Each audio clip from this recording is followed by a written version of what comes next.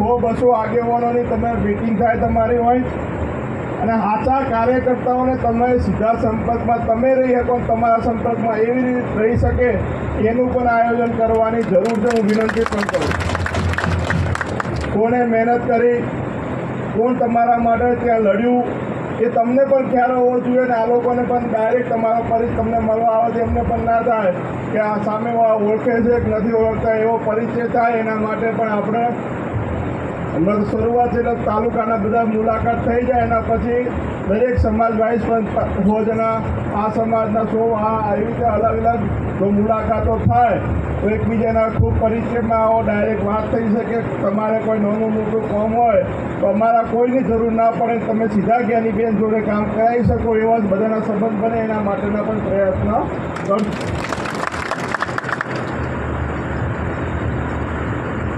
ઘણા